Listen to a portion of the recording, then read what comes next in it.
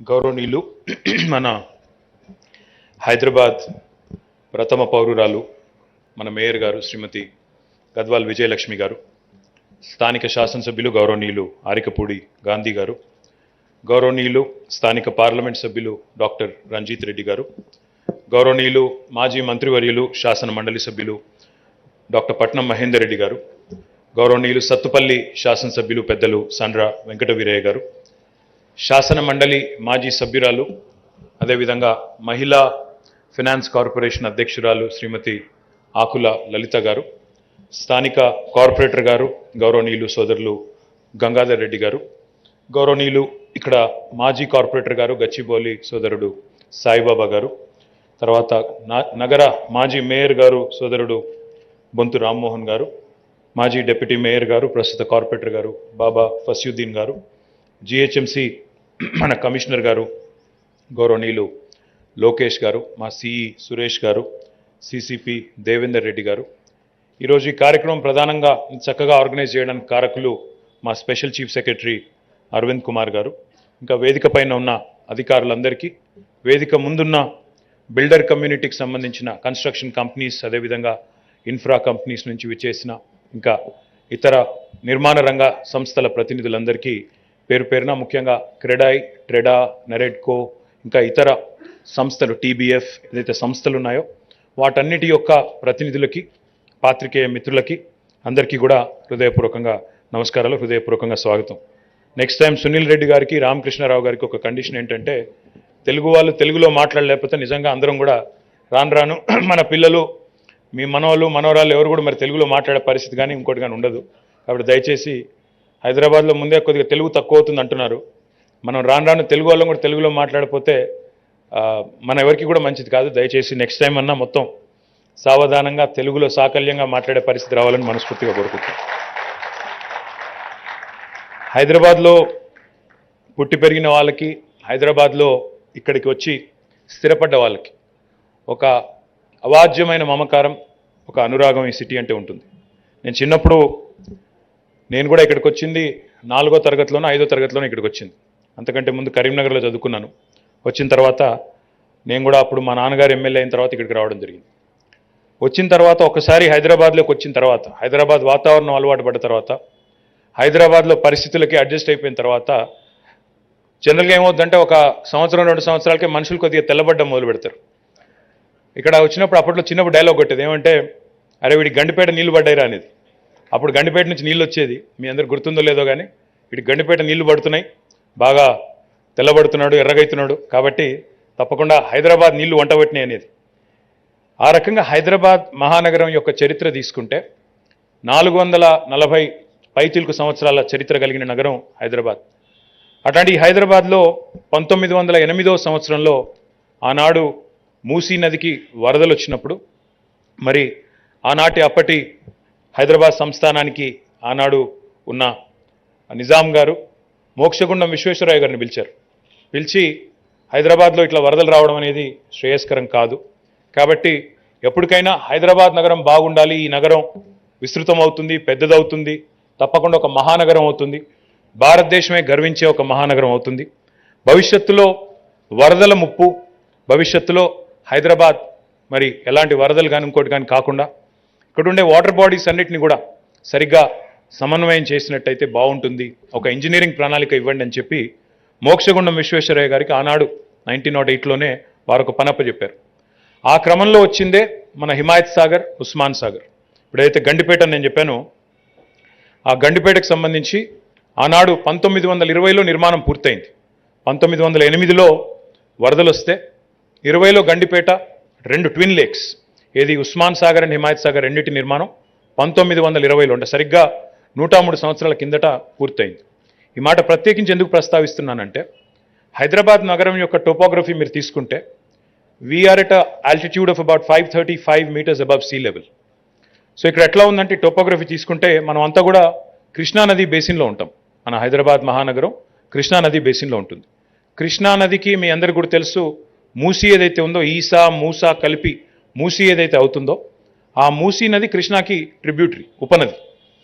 హైదరాబాద్ యొక్క టోపోగ్రఫీ తీసుకుంటే 94% నీరు హైదరాబాద్లో ఎక్కడ ఒక నీటి చుక్కబడ్డా, గచ్చిబౌలి కావచ్చు, ఇంకొకటి కావచ్చు, 94% నీళ్లు డైరెక్ట్గా గ్రావిటీ ద్వారా గురుత్వాకర్షణ శక్తి ద్వారా మనకి డైరెక్ట్గా మూసీలోకి ఫ్లో అవుతాయి 94%. సో హైదరాబాద్కి అతి పెద్ద వరం ఏంటి అంటే Musi, because it serves as a natural drain for the city, it serves as a natural catchment for every single drop of water that comes either in the form of rain or otherwise it completely goes to Musi, almost 94% అట్లా పోతుంది. కానీ ఇప్పుడు హైదరాబాద్ అంటే ఒకప్పటి MCh కాదు, ఇప్పుడు హైదరాబాద్ అంటే దీని రూపురేఖలు మారిపోయినాయి. ముఖ్యమంత్రి గారు మాకు చెప్తా ఉంటారు ఎప్పుడు, ఒకసారి మా రంగారెడ్డి, మేడ్చల్, హైదరాబాద్ ఈ 3 జిల్లాల శాసనసభ్యులతో, అదేవిధంగా పార్లమెంట్ సభ్యులతో, శాసన మండలి సభ్యులతో మీటింగ్ పెట్టినప్పుడు ముఖ్యమంత్రి గారు ఒక మాట అన్నారు, హైదరాబాద్ అంటే మీరు గతంలో లాగా ఎంసీహెచ్ఓ, జిహెచ్ఎంసీ లిమిట్స్తో చూడడానికి లేదు. హైదరాబాద్ అంటే హైదరాబాద్ అర్బన్ అగ్లామరేషన్, ఏదైతే ఓఆర్ఆర్ లోపల, ఓఆర్ఆర్ బయట కూడా మీరు గమనిస్తే, ఓఆర్ఆర్ బయట కూడా ఒక 10 కిలోమీటర్లు తీసుకొని ప్లస్ ఓఆర్ఆర్ లోపల ఉన్న భూభాగం మొత్తం కూడా you have to start looking at it as Hyderabad urban అగ్లామరేషన్.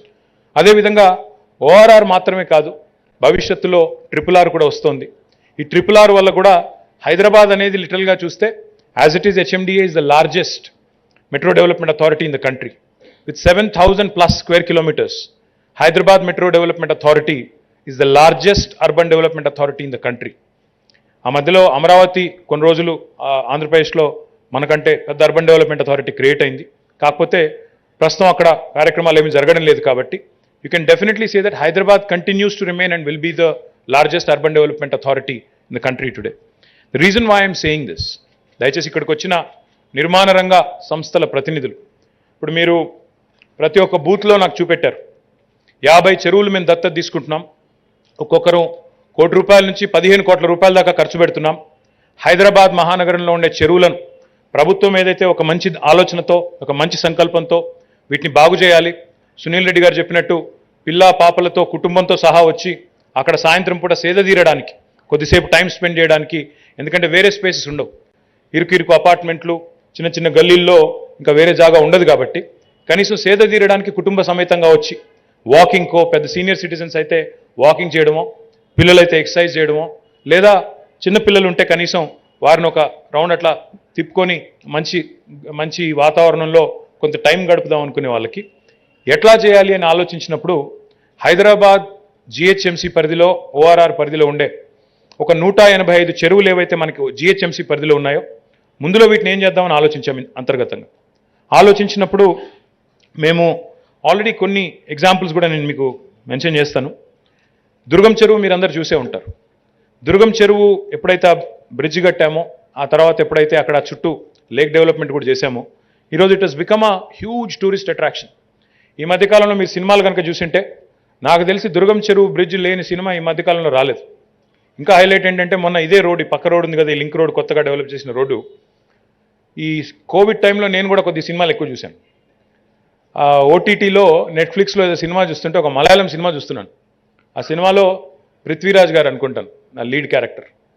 ఈ రోడ్డు మీద షూటింగ్ చేశారు, కరెక్ట్గా ఇదే రోడ్డు మీద. ఈ రోడ్డు మీద షూటింగ్ చేసి ఆ సినిమాలో ఏం చూపెడుతున్నారు తెలుసా మీకు? అది బెంగళూరు అని చూపెడుతున్నారు. నాకు చాలా ఒళ్ళు మండింది. హైదరాబాద్లో షూటింగ్ చేసి బెంగళూరు అని చెప్పుకుంటారా వీళ్ళు దుర్మార్గులు అని చెప్పి నేను ఏదో ఒకటి అందాం అనుకున్నాను. ఈ లోపలే ఒక అమ్మాయి ఉంది, ఆ అమ్మాయి మలయాళీ అమ్మాయి, జర్నలిస్టు. ఆ అమ్మాయి ట్వీట్ చేసింది, ఆ అమ్మాయి హైదరాబాద్ అమ్మాయి. కారణం మా హైదరాబాద్ షూటింగ్ చేసి బెంగళూరు అని చెప్పడం మలయాళం సినిమాలో ఇదెక్కడ అన్యాయం అని చెప్పి అమ్మాయి ఒక ఇండియన్ ఎక్స్ప్రెస్లోనే ఇందులో పనిచేస్తుంది. డొనిటా కదా, డొనిటా హోజే అని అమ్మాయి ట్వీట్ చేసింది. నాకు చాలా సంతోషం అనిపించింది. అంటే Hyderabad is owning up, Hyderabad is taking pride. మా నగరం ఇంత అద్భుతంగా వస్తుంది అనే ఒక ప్రైడ్ ఈరోజు హైదరాబాదీల్లో ప్రతి ఒక్కరిలో కనబడతా ఉంది. చాలా సంతోషం.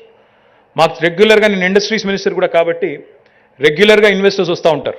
మన ఫాక్స్కాన్ చైర్మన్ వచ్చారు. వచ్చినప్పుడు ముఖ్యమంత్రి గారు ఆయనకు భోజనం పెట్టి లంచ్కి పిలిచారు ఇంటికి. పిలిస్తే ఆయన వచ్చి రాగానే ఆయన అన్న మాట, నేను కూడా ఏం చేశాను కావాలనంటే, ఆయన ఎయిర్పోర్ట్లో దిగిన తర్వాత నిజానికి కొంగరకలాన్ పోయారు. కొంగరకలాన్లో వాళ్ళ యూనిట్ పెట్టబోతా ఉన్నారు ఒక 200 ఎకరాల్లో. సో అది చూపెట్టినాం ముందు. చూపెట్టి కావాలంటే కొంగరపల్లం నుంచి మధ్యలో పివి నరసింహారావు ఎక్స్ప్రెస్ వే ద్వారా తీసుకొచ్చేయచ్చు ఏది ప్రగతి భవన్కి. కానీ కావాలని ఏం చేశానంటే, నేను అట్లా వద్దు, ఓఆర్ఆర్ అంతా తీసుకొని మన నానక్రామ్ కూడా మీద నుంచి మన కోహినూరు హోటల్లో వాళ్ళని పెట్టించి అక్కడి నుంచి ఆ దుర్గం చెరువు ఫ్లైఓవర్ మీదుగా ప్రగతి భవన్ తీసుకొచ్చాం. ఆయన రాగానే సీఎం గారితో అన్న మొదటి మాట, ఆయన లంచ్కి రాగానే సీఎం గారితో అన్న మొదటి మాట ఏంటంటే, ఆయన పెద్ద బృందంతో వచ్చారు, ఒక 15-20 మందితో వచ్చినారు. దిగంగానే నాకు అనిపించింది, మొదటిసారి నా విజిట్ ఇది హైదరాబాద్కి, I was asking my colleagues and my colleagues were asking me, is this India, ఇది భారతదేశమేనా అని నాకు డౌట్ వచ్చింది అనే మాట ఆయన స్వయంగా చెప్తా ఉన్నాడు. ఈ అనుభవం నా ఒక్కడికే కాదు, మీలో చాలామందికి బయట నుంచి ఫ్రెండ్స్ వచ్చినప్పుడు, బాంబే వాళ్ళు లేదా ఇతర నగరాల నుంచి కానీ ఇతర దేశాల నుంచి కానీ మీ ఫ్రెండ్స్ ఫ్యామిలీ మెంబర్స్ వచ్చినప్పుడు చాలామంది చెప్తున్నారు, చాలా సంతోషం అనిపిస్తుంది. నిన్నగాక మొన్న నా ఫ్రెండ్ ఒక అబ్బాయి 30 ఏళ్ల తర్వాత మొదటిసారి కలుసుకున్నాం. మళ్ళీ మేము ఇంటర్మీడియట్లో నేను గుంటూరులో వడ్లమూడిలో విజ్ఞాన్ కాలేజీలో చదువుకున్నాను. నేను చదువుకున్నప్పుడు నాతో పాటు నా క్లాస్మేట్ కాంతి కిరణ్ అనే అబ్బాయి, ఇప్పుడు తనేమో కెనడాలో సెటిల్ అయ్యాడు. 16.5 ఏళ్ల తర్వాత మొదటిసారి ఇండియాకి వచ్చినాడు. 16.5 సంవత్సరాల తర్వాత after 16.5 years is come back to India. Actually he's from Guntur. So వాడిని అడిగాను నేను, అరే మరి కాంతి, గుంటూరు నాన్న గుర్తుపెట్టావా, హైదరాబాద్ని ఎట్లా గుర్తుపెట్టలేవు కానీ గుంటూరు నాన్న గుర్తుపెట్టావా అంటే, గుంటూరు కూడా మారిపోయిందిరా అన్నాడు. హైదరాబాద్ మారిందంటే, హైదరాబాద్ మారిపోయడం కాదు, హైదరాబాద్ చూస్తే అసలు నాకు అర్థం కావట్లేదు, మా కెనడాలో టొరంటో కంటే వ్యాంకూవర్ కంటే ఆటవా కంటే ఇదే బాగుందనిపిస్తోంది, వచ్చేయాలనిపిస్తోంది తిరిగి అని చెప్పాడు. అంటే ఆ స్థాయిలో హైదరాబాద్లో చేంజెస్ ఈరోజు నేను చెప్పడం కాదు, మీరు చూస్తున్నారు, సోషల్ మీడియాలో చూస్తున్నారు, మీరు ఇన్స్టాగ్రామ్లో చూస్తూ ఉంటారు, ఇంకా ట్విట్టర్లో చూస్తూ ఉంటారు, ఇతరత అంతా చూస్తూ ఉంటారు. Lot of young Hyderabadis, lot of youngsters are taking a lot of pride in what the city is, shaping into, and how beautiful the city is shaping into. See, I am a firm believer. Guntur కూడా బాగానే అయిందని చెప్పిండు, గుంటూరు కూడా మారిపోయింది, గుంటూరు కూడా బాగానే అయిందని చెప్పిండు. నేను ఎవరిని ఇక్కడ అనవసరంగా లేనిపోని కామెంట్ చేస్తే, ఇట్లాగే క్రెడాయిలో ఒకసారి పోయినప్పుడు వీళ్ళు పిలిస్తే నా కర్మగాలి. ఆ రోజు నేనేమన్నా అంటే, ఎవరో ఒక ఫ్రెండ్ ఇట్లా ఏదో చెప్పిండో అన్న, దానికి రోజంతా టీవీలలో నేను ఒక్కసారి అంటే వాళ్ళు 50 సార్లు చూపెట్టి సావగొట్టారు. కాబట్టి నేనేం అనను. గుంటూరు బాగానే ఉంది, వైజాగ్ బాగానే ఉంది, విజయవాడ బాగానే ఉంది, అన్నీ బాగున్నాయి, నేను వాటి గురించి మాట్లాడను. అయితే నేను హైదరాబాద్ గురించే మాట్లాడతాను. హైదరాబాద్లో ఈ రహేజా వాళ్ళు ముందుకొచ్చి మనకి ఎప్పుడైతే దుర్గం చెరువు బాగా చేశారో, అపర్ణ వాళ్ళు కూడా ముందుకొచ్చారు. వాళ్ళు కూడా వచ్చి మల్కం చెరువు దగ్గర మేము కూడా చేస్తాం, మాకు కూడా అవకాశం ఇవ్వండి అన్నారు. ఇవాళ సంతోషం ఏంటంటే ఆల్ ది లీడింగ్ గ్రూప్స్, జైబేరీ and Vertex and I think Divya Shri and lot of others, whoever I have not named, please don't get me wrong. I think about 50 different lakes, 50 చెరువులు హైదరాబాద్లో ఉండే వివిధ చెరువులు ఏవైతే ఉన్నాయో వారందరూ కూడా ముందుకొచ్చి ఈరోజు దాదాపు ఒక్కొక్కరు ₹1 నుంచి 15 కోట్ల వరకు ఖర్చు పెడుతూ, మీరు ఆ లేక్ అంతా కూడా మేము డెవలప్ చేస్తాము, జిహెచ్ఎంసీతో పాటు హెచ్ఎండిఏతో పాటు మేము కూడా పాలు పంచుకుంటాం ఈ బాధ్యతలో ముందుకొచ్చినందుకు మీ అందరికీ కూడా హృదయపూర్వకంగా నేను ధన్యవాదాలు తెలియజేస్తా ఉన్నాను. కాకపోతే నాకు తెలుసు, the way builders think, I know I been a minister now for 9 years. మీకు ఆ పక్కన చెరువు డెవలప్ చేస్తే ఆటోమేటిక్గా మీ రేటు కూడా పెరుగుతుంది, మీ పర్ స్క్వేర్ ఫీట్ రేటు కూడా పెరుగుతుంది, నాకు తెలుసు. So please look at this is an investment. Please look at this as an investment, not just into your project, but also into the city, because our children have to grow up here. Our families are here, our children are here, their children will be living here. This is our home. ఇది మన నగరం, ఇది మన ఊరు. దీన్ని ఎంత బాగా చేసుకుంటే, ఎంత ప్రైడ్ ఉంటే, ఎంత ప్రైడ్ మనం ఇన్వోక్ చేయగలిగితే అంత మంచిది మనందరికీ. దయచేసి ఒక 50 లక్షలు అటు ఇటు, ₹1 అటు ఇటు అయినా నిస్సంకోచంగా ఇది మన నగరం మీద పెట్టుబడుతున్న పెట్టుబడిగా దయచేసి మీరు మరీ కొద్దిగా ఉదారంగా ముందుకు రావాలని చెప్పి కూడా నేను కోరుతా ఉన్నాను. ఎందుకంటే ఒకసారి ఆ పరిసరాలు బాగైతే, ఆ చుట్టుపక్కల పరిసరాలు బాగుపడితే మొత్తం నగరం కూడా అందంగా తయారవుతుంది, దాంతోపాటు మీ ప్రాజెక్ట్ కూడా అందం వస్తుంది. నా రిక్వెస్ట్ కాకపోతే బిల్డర్స్తో ఒకటే, హైదరాబాద్లో మరి ఇదేమో తెలియదు కానీ, ఎక్కడి నుంచి ఏ లాజిక్ ఎవరు తీసుకొచ్చారో తెలియదు కానీ, something abnormal I've seen here. అదేంటంటే కొన్ని చెరువుల్లో ప్రైవేట్ ల్యాండ్స్ ఉన్నాయని చెప్పి రికార్డ్స్ ఉన్నాయి. చాలా విచిత్రం అసలు. శిఖం పట్టాలు అంటారు వీటిని తెలంగాణలో. ఈ శిఖం పట్టా అంటే ఏంటంటే చెరువులో లేదా జనరల్గా ఫుల్ ట్యాంక్ లెవెల్ ఉన్నప్పుడు మునిగిపోయే భూములు, వాటిని శిఖం పట్టాలు అంటారు. ఎఫ్టీఎల్ ఉన్నప్పుడు మునిగిపోతాయి. అది జనరల్గా వ్యవసాయానికి యోగ్యంగా ఉండే భూములకు ఎట్లా ఇస్తారు అంటే, చెరువు నిండుగున్నప్పుడు వ్యవసాయం చేసుకోలేరు కానీ మిగతా టైంలో చేసుకోవచ్చు అనే ఉద్దేశంతో వ్యవసాయం కోసం ఒక వెసులుబాటు కల్పించడానికి ఇచ్చింది శిఖం పట్టా. కానీ ఇప్పుడు హైదరాబాద్లోని చెరువుల్లో కూడా చాలా చోట్ల ప్రైవేట్ ల్యాండ్స్ ఉన్నాయి. చాలా ఆశ్చర్యం, ఇంక్లూడింగ్ దుర్గం చెరువు. మీరు నమ్మరు, దుర్గం చెరువులో కూడా 5-6 ఎకరాలు ఏదో ప్రైవేట్ ల్యాండ్ ఉందని చెప్పి రికార్డ్స్ ఉన్నాయి. సో మేము ఆలోచించాం దీన్ని ఎట్లా చేయాలి, దీన్ని ఏం చేస్తే కరెక్ట్ అని. ఇప్పుడు ఆ ప్రైవేట్ ల్యాండ్లో అయితే కట్టడానికైతే వీల్లేదు, కన్స్ట్రక్షన్ అయితే వీల్లేదు, కన్స్ట్రక్షన్ వేసుకోవడానికి అయితే అక్కడ బిల్డింగ్లు కట్టడానికో ఇంకోదానికో అయితే అవకాశం లేదు. But at the same time it's a private land, unless you acquire it that is not a lot you can do. అందుకే ఒక ఆలోచన ఏం చేసినామంటే ఈ ట్రాన్స్ఫరబుల్ డెవలప్మెంట్ రైట్స్ ఏవైతే ఉంటాయో టీడీఆర్లో భాగంగా ఇప్పటివరకు మనం చెరువుల్లో కూడా ఉండే ప్రైవేట్ భూములకు సంబంధించి ఒక 13 చెరువుల్లో 182 టీడీఆర్స్ ఇష్యూ చేశాము.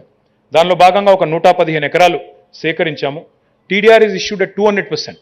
నార్మల్ యూటిలైజేషన్ కంటే 200% యూటిలైజేషన్ ఇస్తూ చెరువుల్లో ఉండే ప్రైవేట్ భూములను కూడా ఈ రకంగా సేకరించబోతా ఉన్నాం. సో ఇప్పుడు మీరు ఎక్కడెక్కడైతే 50 చెరువుల్లో మీరు ఎక్కడైతే డెవలప్మెంట్ చేయబోతా ఉన్నారో అక్కడ ఏమైనా ఇట్లాంటి సమస్యలు వచ్చినట్టయితే I request our special chief secretary, I request our GHMC commissioner and the town planning department as well to ensure that ఎక్కడన్నా అట్లాంటి సమస్య ఉత్పన్నం అవుతే, ప్రైవేట్ ల్యాండ్ ఉంది ఇక్కడ, శిఖం పట్టా ఉంది, ఏం చేయాలి అనే ఆలోచన వస్తే వెంటనే దయచేసి మీరు వాళ్ళని ఎంకరేజ్ చేయండి. టీడీఆర్ తీసుకోండి బ్రదర్, ఎందుకంటే మీరు ఎట్లాగో ఇక్కడేం కట్టలేరు, GHMC is not going to permit you. దాని బదులు టీడీఆర్ తీసేసుకుంటే ఆ 200% మీరు మార్కెట్లో టీడీఆర్ బ్యాంక్లో పెట్టి అమ్ముకోవచ్చు. తద్వారా you can create value out of this అనే ఒక మాట మీరు కూడా సంజాయించగలిగితే మంచిది, మా జిహెచ్ఎంసీకి నగర ప్రజలకు కూడా మంచి చేసిన వాళ్ళం అవుతాం. దాంతోపాటు నేను ఇంకొక రిక్వెస్ట్ కూడా మీతో చేసేది ఏమంటే, రామకృష్ణారావు గారు చెప్పారు డిమార్కేషన్ చేయండి, క్లియర్గా చేసి మాకు ఇవ్వండి అన్నారు. మేము ఈరోజు కాదు, దాదాపు 3 సంవత్సరాల కిందటే మొత్తం శాటిలైట్ మ్యాప్స్తో సహా, శాటిలైట్ మ్యాప్స్ కూడా ఎట్లా తయారు చేశామంటే టైమ్ ల్యాబ్స్ శాటిలైట్ మ్యాప్స్ తయారు చేశాం. 2000 సంవత్సరంలో ఏముండేది, 2005లో ఏమైంది, 10లో ఏమైంది, 15లో ఏమైంది, 20లో ఏమైంది. సో 5 రకాల డిఫరెంట్ ఇది తీసుకొని మా దగ్గర శాటిలైట్ ఇమేజెస్ మొత్తం ఉన్నాయి ప్రతి చెరువుకు సంబంధించి. దాంతోపాటు డిమార్కేషన్ కూడా జిహెచ్ఎంసీ చేసింది, మా కమిషనర్ గారు ఇక్కడే ఉన్నారు. డిమార్కేషన్ కూడా చేశాం. ఎట్లా చేశాము, ఎఫ్టీఎల్ ఏంటి, అదేవిధంగా బఫర్ జోన్ ఏంటి, అవన్నీ కూడా ప్రీడిఫైన్డ్ ఉన్నాయి. సరే మీకు తెలుసు గవర్నమెంట్లో ఒక రెవెన్యూ మ్యాప్ ఒకటి ఉంటుంది, ఇరిగేషన్ మ్యాప్ ఒకటి ఉంటుంది, ఇంకోటి ఇదంతా ఉంటుంది. వాటన్నిటిని కూడా సూపర్ ఇంపోజ్ కూడా చేశాం.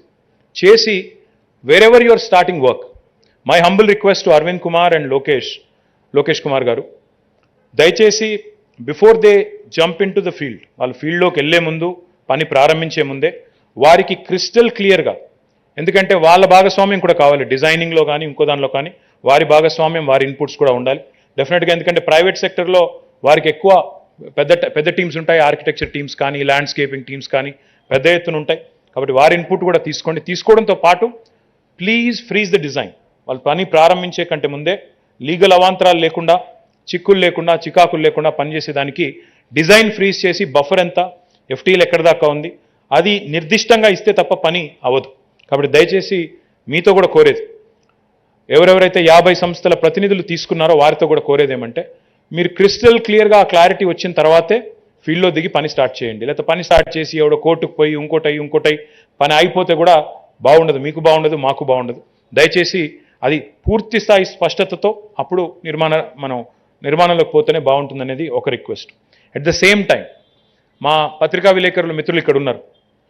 నేను మొదటిసారి ఈ ఐడియా చెప్పినప్పుడు ఇట్లా బిల్డర్స్ని కూడా ఇన్వాల్వ్ చేస్తున్నాము లేక్ డెవలప్మెంట్లో అన్నప్పుడు వెంటనే తెల్లారి చెరువులు రాసి చేస్తున్నారంట రియల్ ఎస్టేట్లో కానీ ఎవరు మొదలుపెట్టారు.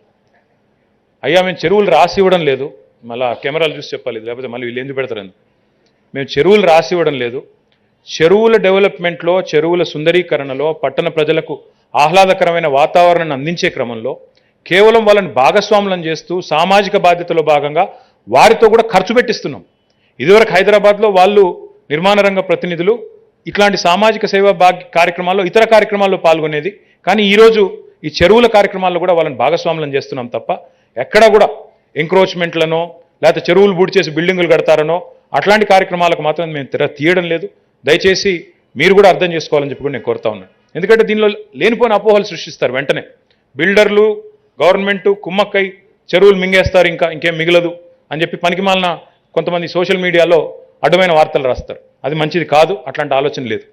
I request all of you who are participating in this from the construction industry, దయచేసి ఒక రిక్వెస్ట్ ఏమంటే మీరు కూడా, ఎందుకంటే ఒక చిన్న తప్పు జరిగినా అందరం బద్నాం అవుతాం. ఈ 185 చెరువుల్లో ఒక అడుగు ఎంక్రోచ్మెంట్ అయినా మీరు బద్నాం అవుతాం, మేము బద్నాం అవుతాం. ఇప్పుడు హైదరాబాద్లో ఇందాక రామకృష్ణారావు గారు చెప్పినా, సునీల్ రెడ్డి గారు చెప్పినా, ఇక్కడ కూర్చున్న ఏ ఒక్కరు చెప్పినా చెప్పకపోయినా మీకు నాకు అందరికీ తెలుసు. పోయిన సంవత్సరం బెంగళూరుని, పూణేని, ఢిల్లీని, బాంబేని, చెన్నైని అన్నింటినీ దాటేసి ఆఫీస్ స్పేస్ అబ్జార్ప్షన్లో 2022 సంవత్సరంలో భారతదేశంలో నంబర్ 1 సిటీగా వచ్చింది Hyderabad. This is not a mean feet. This is not a mean feet. ఊరికే మాటలతో డైలాగులతో పనులు అయిపోవు. 8 సంవత్సరాల్లో ఎక్కడున్న హైదరాబాద్ ఎక్కడికి వచ్చింది ఒకసారి ఆలోచన చేయండి. 8-9 ఏళ్లలో ఎంత పరిధి విస్తరించింది హైదరాబాద్ది, ఎంత సంపద సృష్టించబడింది హైదరాబాద్లో, దయచేసి ఆలోచించండి. ఎక్కడి నుంచి హైదరాబాద్ ఎక్కడికి పోయింది, ఎన్ని కోట్ల చదరపు అడుగుల నిర్మాణం హైదరాబాద్లో జరిగితే ఈరోజు ఓఆర్ఆర్ మీదుగా ఇట్లా హైదరాబాద్లోకి వస్తుంటే ఏదో వెస్ట్రన్ కంట్రీలోకి వస్తున్న ఫీలింగ్ ఊరికైనా రావడం లేదు. ఎంతో దాని వెనకాల పరిశ్రమ ఉంటుంది. ఎన్నో పరిశ్రమల్ని, పెట్టుబడులను ఆకర్షించే క్రమంలో ఊరికే కట్టుకథలు, పిట్టకథలు చెప్తే రావు పెట్టుబడులు. దాని వెనకాల చాలా పరిశ్రమ ఉంటుంది, ఎంతో ఎఫర్ట్ ఉంటుంది. ఆ ఎఫర్ట్ వల్ల, లా అండ్ ఆర్డర్ బాగుండడం వల్ల, cost of living, quality of living బాగుండడం వల్ల హైదరాబాద్కి పెట్టుబడులు వస్తున్నాయి తప్ప ఊరికే ఆయాచితంగా రావట్లేదు. ఈ పెట్టుబడులు రావడం, ఇప్పుడే సునీల్ రెడ్డి గారు చెప్పినట్టు vaccine capital of the world, not Sunil గారు, it's not just India, where the hub of, where the vaccine capital of the world. 35% of world vaccines are produced from Hyderabad. We should take a lot of pride. In fact, come next year, వచ్చే సంవత్సరం కల్లా 50% వ్యాక్సిన్లు ప్రపంచంలో ఉత్పత్తి అయ్యేది హైదరాబాద్ నుంచే తయారవుతాయి. ప్రస్తుతం హైదరాబాద్లో 900 కోట్ల డోసుల వ్యాక్సిన్ తయారవుతుంది, 9 బిలియన్ డోసెస్. వచ్చే సంవత్సరం కల్లా 1400 కోట్ల వ్యాక్సిన్ డోసులు ఉత్పత్తి ఇక్కడే జరగబోతా ఉంది. ఇంకా ఒకసారి హైదరాబాద్ ఫార్మా సిటీ కూడా వచ్చేస్తే Hyderabad will not be a city of national importance. Hyderabad will become a city and a location and a hub of international importance. అంతర్జాతీయంగా కూడా లైఫ్ సైన్సెస్ రంగంలో Hyderabad is one of the most important hubs in the world. So నా విజ్ఞప్తి ఏంటంటే ఒక life sciences ITA కాదు. ఇప్పుడు ఎలక్ట్రానిక్స్లో Foxconn రావడం వల్ల ఏం జరుగుతుంది అంటే కొంగర్ కలాన్ యొక్క రూపురేఖలు మారిపోతాయి. Eastern Hyderabad, south eastern Hyderabad మొత్తం రూపురేఖలు మారిపోతాయి. వాళ్ళు 200 ఎకరాల్లో ఒక ఫ్యాక్టరీ పెట్టబోతున్నారు. అక్కడ 30,000 మందికి ఒకటే చోట ఉపాధి అవకాశాలు సృష్టించబోతా ఉన్నారు. 30,000 మంది అంటే ఒకసారి దయచేసి ఇమాజిన్ చేయండి. నేను సిరిసిల్ల నుంచి ఎమ్మెల్యేగా ఉన్నాను. మా సిరిసిల్ల యొక్క జనాభా 1,00,000. 30,000 ఉద్యోగాలు అంటే 30,000 ఇంటూ 3 మంది వేసుకోండి కుటుంబానికి. You are literally creating another Sircilla in Kongarkalan. That is what is happening. మొన్న ఒక ఫెడెక్స్ అనే ఒక సంస్థ అనౌన్స్ చేసింది, మీరు చూసే ఉంటారు. ఫెడెక్స్ అనే ఒక్క సంస్థ ఇక్కడ హైదరాబాద్లో 7,000 ఉద్యోగాలు సృష్టిస్తూ ఉంది. బ్రిస్టల్ మాయర్స్ క్విబ్ అనే ఇంకో సంస్థ, ఫార్మస్యూటికల్ కంపెనీ, 3,000 ఉద్యోగాలు సృష్టించింది.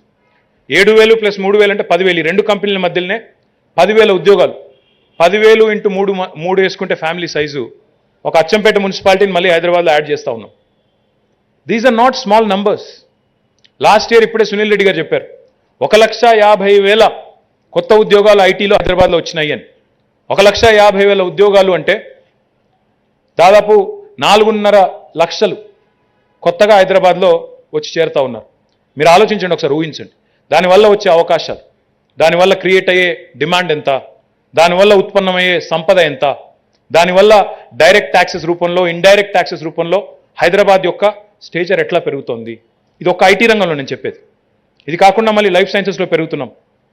మీకు ఒక చిన్న ఉదాహరణ చెప్తాను, లైఫ్ సైన్సెస్లో ఎంత వేగంగా పెరుగుతున్నాం అనేదానికి. మేము 2021 సంవత్సరంలో అనుకున్నాం the current size of Hyderabad, నేను చెప్పేది 2021 మాట. హైదరాబాద్ లైఫ్ సైన్సెస్ ఈకోసిస్టమ్ యొక్క సైజ్ $50 బిలియన్ ఆనాడు 2021లో. అప్పుడు ఏమనుకున్నామంటే 2030 సంవత్సరం కల్లా $100 బిలియన్ చేరుకోవాలి హైదరాబాద్ లైఫ్ సైన్సెస్ ఈకోసిస్టమ్ అని. కానీ తమాషా ఏంటంటే 2023 సంవత్సరానికి Hyderabad life sciences ecosystem $80 billion దాటేసింది. సో దాన్ని రివైజ్ చేసుకున్నాం. ఇప్పుడు మేము మా అంతరమేంగా టార్గెట్ రివైజ్ చేసుకోవాల్సి వచ్చింది. $50 బిలియన్ 2021లో ఉన్న లైఫ్ సైన్సెస్ ఈకోసిస్టమ్ ఇప్పుడు టార్గెట్ ఏంటి అంటే 2030 కల్లా $250 బిలియన్ ఇండస్ట్రీగా దీన్ని రూపుదిద్దాలి, రూపొందించాలి అనేది ఇప్పుడు ఎజెండా. దానిలో వచ్చేది హైదరాబాద్ ఫార్మా సిటీ అందులోనే రాబోతా ఉంది. జినోమ్ వ్యాలీ ఎక్స్పాన్షన్ వస్తోంది. మెడికల్ డివైజెస్ పార్క్ ఎక్స్పాండ్ అవుతా ఉంది. And medtech plus other technologies, వాటి యొక్క కాన్ఫ్లుయెన్స్. ఇప్పుడు ఒక నోవార్టిస్ అనే కంపెనీ ఇక్కడ ఉంది. ఒక్క కంపెనీలో 9,000 మంది పనిచేస్తున్నారు ఇక్కడ రాయదుర్గంలో. ఏం చేస్తుంది Novartis? Novartis is actually A pharma company. కాకపోతే వాళ్ళు ఇక్కడ ఏం చేస్తున్నారంటే life sciences and data sciences కలిపి పనిచేస్తున్నారు. డిజిటల్ డ్రగ్ డిస్కవరీలో పనిచేస్తున్నారు. ల్యాబ్లో జరిగే రీసెర్చ్ అండ్ డెవలప్మెంట్ కాదు, కంప్యూటర్ మీద జరిగే సిమ్యులేషన్ అండ్ డ్రగ్ డెవలప్మెంట్ ఈరోజు ఇక్కడ హైదరాబాద్లో జరుగుతూ ఉంది. ఇదంతా ఎందుకు చెప్తున్నానంటే ఇంకా చాలా స్కోప్ ఉన్న నగరం Hyderabad. We have just barely scratch the surface. మీరు ఈరోజు ఏదైతే చూస్తూ ఉన్నారో హైదరాబాద్లో, we have just begun our journey. ఇంకా చాలా సినిమా ముందుంది. ఇప్పుడు ట్రైలర్ మాత్రమే చూశారు మీరు, సినిమా అంతా ముందుంది. నిజంగా చెప్తున్నా, నేను ఏదో ఆషామాషిగా ఊరికే చెప్పట్లేదు. హైదరాబాద్లో పబ్లిక్ ట్రాన్స్పోర్ట్ ఎక్స్పాండ్ అవ్వాలి, మెట్రో ఎక్స్పాండ్ అవ్వాలి. ఈ ఖాజాగూడ లేక్ పక్క నుంచే ఇప్పుడు ఎయిర్పోర్ట్ ఎక్స్ప్రెస్ కూడా మన ముఖ్యమంత్రి గారు శంకుస్థాపన చేశారు. టెండర్లు పిలుస్తున్నాము, వెంటనే ముందుకు తీసుకొని 2.5-3 ఏళ్లలో పూర్తి చేస్తాం. 31 కిలోమీటర్ల హైదరాబాద్ ఎయిర్పోర్ట్ మెట్రో పూర్తయితే కేవలం ఎయిర్పోర్ట్ పోయే వాళ్ళ కోసం కాదు ఎయిర్పోర్ట్ ఎక్స్ప్రెస్. శంషాబాద్ దాకా ఎవరైనా ఇప్పుడు ఇక్కడ పనిచేస్తూ గచ్చిబౌలిలోనో మాదాపూర్లోనో పనిచేస్తూ, లేదు నేను శంషాబాద్లో నివాసం ఉంటాను, ఇక్కడ ఫ్లాట్ కొనుక్కునే బదులు అక్కడ ఒక విల్లా కొనుక్కుంటాను అంటే వారికి కూడా వెసులుబాటు ఉండాలి. 20 నిమిషాల్లో వర్క్ ప్లేస్కి వచ్చి 20 నిమిషాలు ఇంటికి పోయే వెసులుబాటు ఎట్లా వస్తుంది? ఈ ఎయిర్పోర్ట్ ఎక్స్ప్రెస్ ద్వారా వస్తుంది. కానీ దురదృష్టం ఏంటంటే హైదరాబాద్ ఎయిర్పోర్ట్ మెట్రోనేమో మన సొంతంగా రాష్ట్ర ప్రభుత్వ నిధులతో 6,250 కోట్ల రూపాయలతో ఖర్చు పెట్టి చేస్తున్నాం. దురదృష్టం ఏంటంటే ఈరోజే ఉత్తరం వచ్చింది కేంద్ర ప్రభుత్వం నుంచి. మేము అడిగాం వాళ్ళని, లకడికాపూల్ నుంచి బిహెచ్సిఎల్ దాకా మెట్రో పొడిగించాలనుకుంటున్నాం.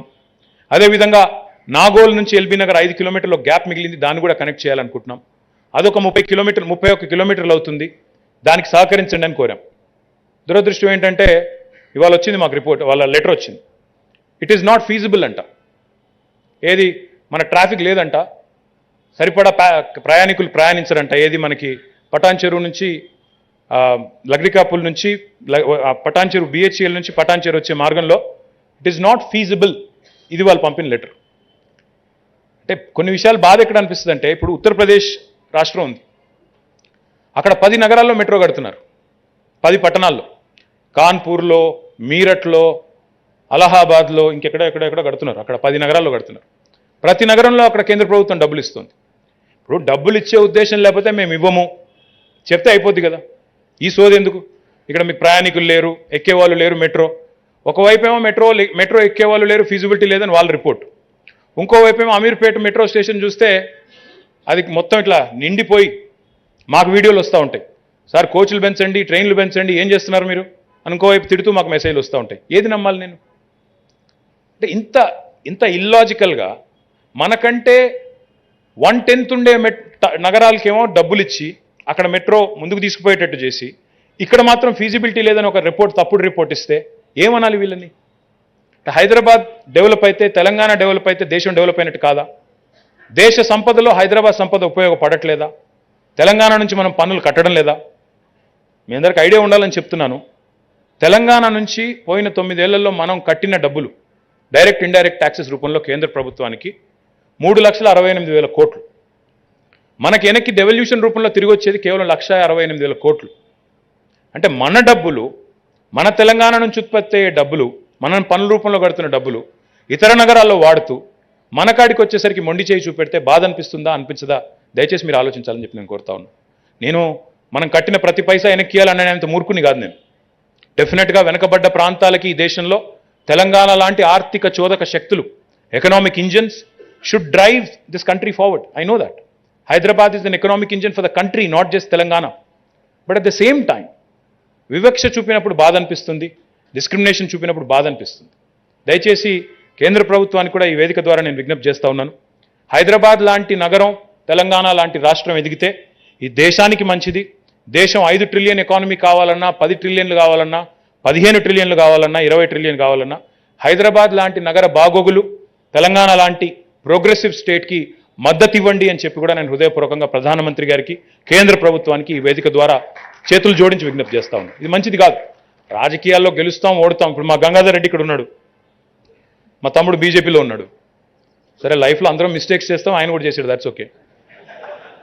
పాయింట్ ఏంటంటే ఆయన ఇక్కడ గెలిచాడు గచ్చిబౌలిలో. నేను గచ్చిబౌలిలో ఇంత డెవలప్ చేశాను, ఆయన గెలిచాడని చెప్పి ఆయన మీద పగబెట్టుకొని నేను గచ్చిబౌలి డివిజన్ డెవలప్మెంట్కి డబ్బులు ఇవ్వనంటానా? Isn't that foolish? If I believe this is my city, if I believe that everybody who resides in Hyderabad is mine, అంతటా డబ్బులు ఇవ్వాలి. అదే చేస్తాను. ఇప్పుడు గచ్చిబౌలిలో గంగాధర్ రెడ్డి అడిగిన డబ్బులు ఇస్తాను, గోషామహల్లో రాజాసింగ్ అడిగిన డబ్బులు ఇస్తాం, ఇంకోరు అడిగిన డబ్బులు ఇస్తాం. ఎందుకు ఇవ్వమండి? అందరూ మన వాళ్ళే, తప్పే ఉంది ఇందులో? మా గాంధీ గారు చెప్తున్నారు హైయెస్ట్ గచ్చిబౌలి డివిజన్లో ఖర్చు పెట్టామని చెప్తున్నారు. మా స్టైల్ ఏమో ఇట్లుంది, వాళ్ళ స్టైల్ ఏమో ఉల్టా ఉంది. నా పాయింట్ ఏంటంటే ఇదంతా ఎందుకు చెప్తున్నాను మీకంటే, హైదరాబాద్లో మీరు చూసింది ఇప్పటిదాకా జరిగింది కేవలం కొంత మాత్రమే. ఇంకా చాలా ప్లాన్స్ ఉన్నాయి. Hyderabad pharma city